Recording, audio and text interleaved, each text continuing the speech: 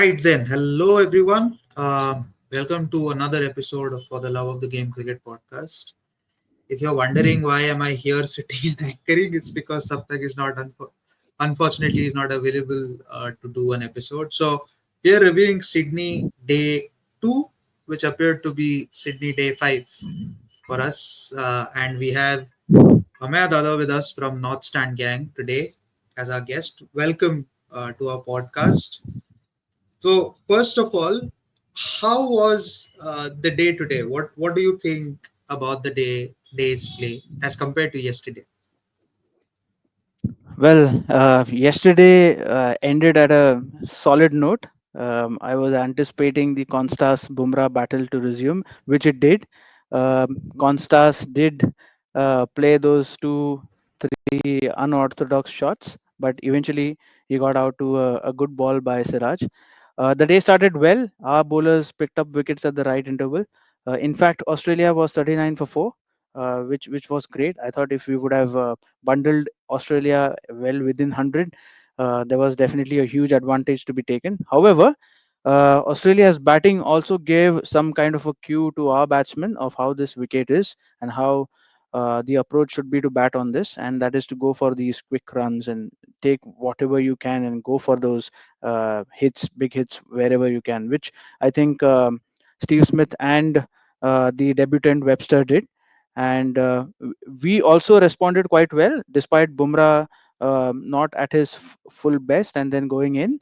We still had our other fast bowlers stepping in and doing the job. So overall, very happy with what I saw on the field. But I think we lost a couple of wickets extra. Yeah, Um, certainly. yeah. So I mean, I fully agree with what you're trying to say here that we lost a few extra wickets, but at the same time, I also feel that it's the point that you mentioned, right? 39 for 4, you could have had maybe under 120.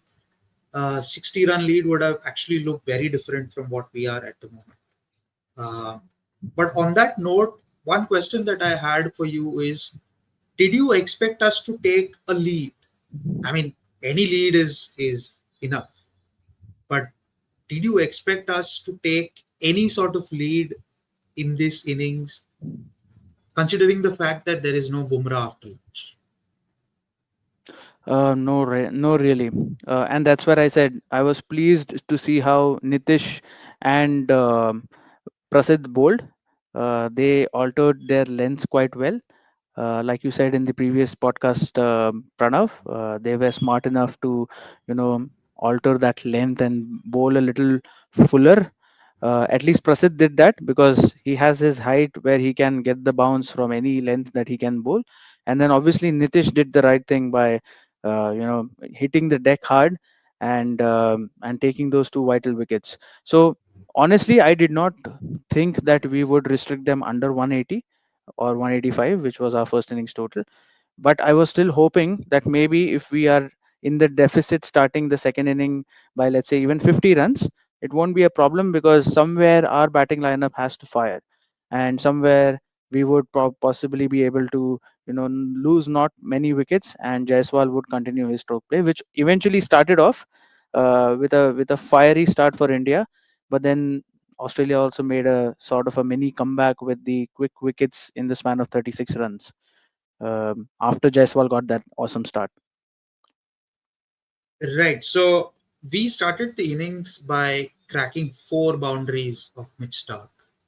It is very heartening to see that some Indian batter playing a cut, and Yeah. some batters playing back foot punches. But there's one thing that I want to talk about is the Pant, the stupid madman. What do you want to, or what do you think about the 200 strike rate innings that he played today? Uh, did you actually think that he'd play that way? I did not, considering that for the last two, three innings that he has played, he's played quite sensibly actually, just not got out in a sensible way. So I thought I was expecting the same. I was expecting Pant to maybe play that waiting game because with Kohli's wicket, we had already lost that advantage, and we were looking at a lead of only maybe 30 or 40 or 50 runs if I'm not wrong. So I was thinking that Pant may play a couple of overs here and there, and then maybe go for his ramp shots or something like that. But his approach was really out of the box.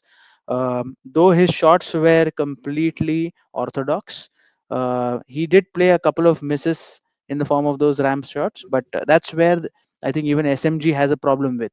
What he is saying is he has to play his natural game, but playing those ramp shots is not his natural game. He should go for his natural game, which is hitting Stark back to back out of the park in the mid wicket area. That's his natural game, and I think that stupidity has been handful for us, and that's why we are at 140 or 150 lead One run mark. Yeah, 145 run lead. So the stupid turn that you see here is not to mock the great Sunil Gavaskar, of course. but actually call Rishabh Pant the stupid madman, because uh, I think in the context of the game, if you see what value those 60 runs hold is tremendous. I mean, if I could write tremendous on this podcast in big capital letters, it would cover the screen that you guys are seeing, because it's that sort of an innings where it has a lot of value for runs, because this game has moved at the pace of I think, if you can compare of a racing car in a Formula One game, it has moved even faster than that, because I never imagined ourselves to be batting this early in day two. I expected ourselves to be batting with a deficit of around 50, 60 runs, because Australia are anticipated to bat well as per the odds, or Yeah, as per the situation that is there in the market. But for India to come back in that fashion without Jasprit Bumrah was phenomenal. But phenomenal. then Yeah. the sort of start that we got, I think we were done for all money, and we just play out till stumps and take it tomorrow. And probably because that's the conventional test cricket game, right? If you're losing two, three quick wickets, you just consolidate, play out till stumps, and then come back tomorrow and reassess the game. But I think the players of this generation, I mean, I'm not old enough to say this, but the players of this generation actually don't think that way, right? Because I remember a quote from Harsha Bogle in the last BGT in Australia, where he had mentioned that he feels himself to be an uncle, where these kids are telling him, "Uncle, we'll show you how to play Test cricket." So, what do you think about this Pant's blitzkrieg? Because actually, Shubman Gill and Jaiswal also showed a little bit of that blitzkrieg that they have in themselves. Well, 100 marks for Pant because that is the way he plays. Like we just discussed, that's his natural game. He can play that game. He also has a very good defense, which he has shown us in the past, in the last 2 3 innings as well. But what Pant did justified the situation, justifies the pitch, justifies what the Australians also did in some way when you had Webster and Smith also going for some runs. Even Alex Carey, for that matter, he did not shy away from playing his strokes. Maybe the strike rate does not justify that, but they were looking for runs because on this wicket, you're going to miss the outside edge quite often. All you need to do is just trust your luck, trust your technique, go for the shots, and that's what Pant has done. He has trusted his technique, which is awesome, and he has gone for those runs, which are very important, like you said, in the context of the game. These are valuable runs. But what I am really disappointed is with the approach that maybe KL and even Gill took. I thought we should have had these two people, especially the batting coaching department should have appointed these two people to probably just hold their ground, or maybe even Kohli for that matter.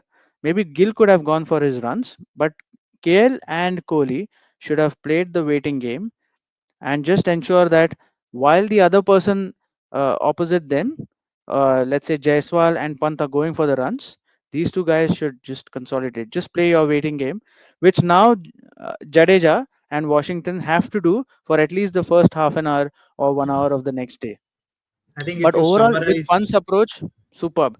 Yes, That's Every the right month way of coming. Yes. needs a Pujara. If you summarize what you're trying to say, and I If completely not a agree with pujara, if not a pujara, at least someone who has a good orthodox technique, Orthodox cricket. Yeah, who could just come in the line, play defensively, and just and with Rishabh Pant, I think if you take a look at his innings, okay, he did not play a rash shot against bowlers who were in good rhythm. He targeted Bew Webster.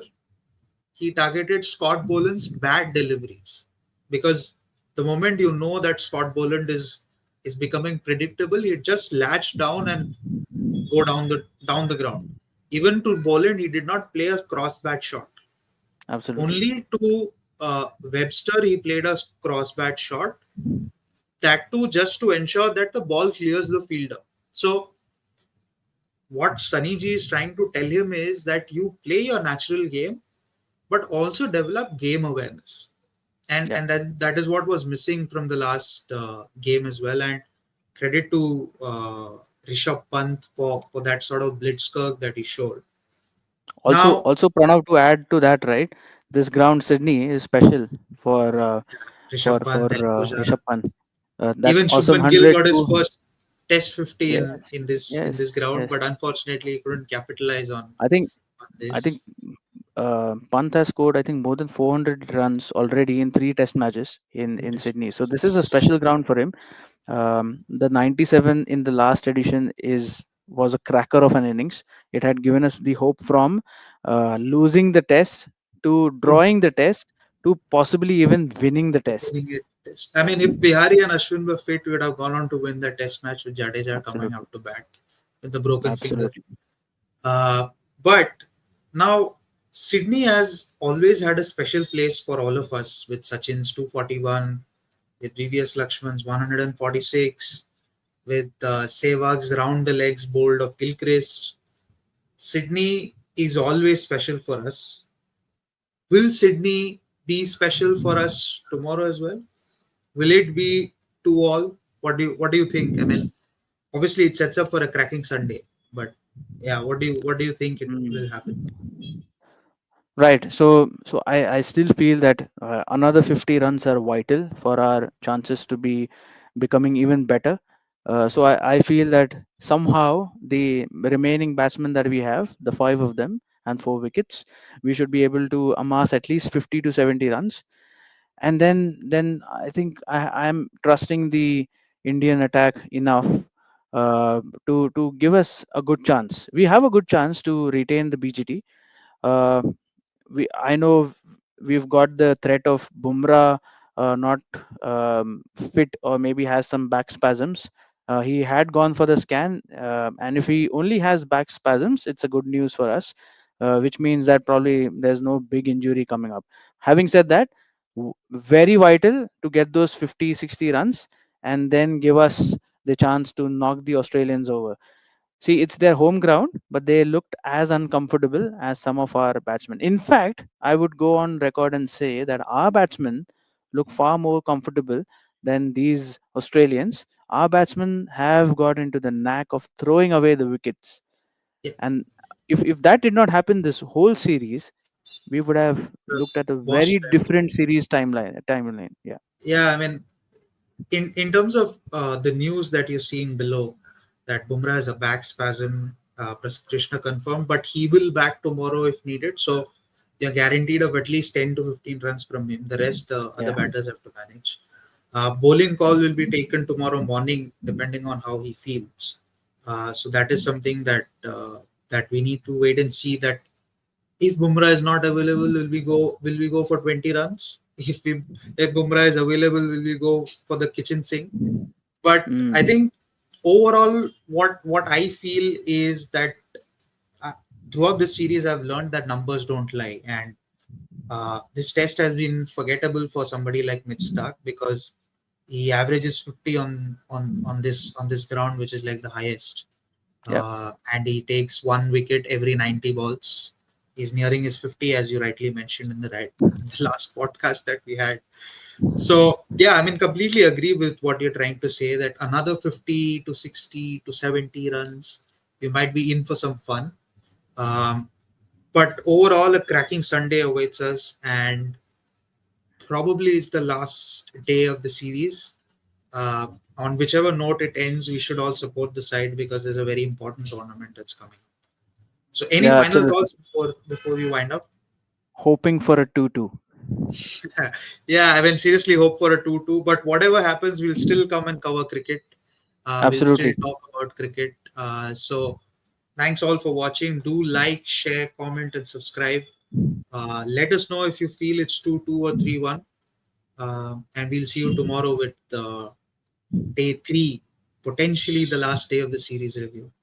Thanks, Amadala, for stepping in, and Thank you, Pranav, see everyone. for the time. Bye Cheers. bye. Bye bye. Cheers.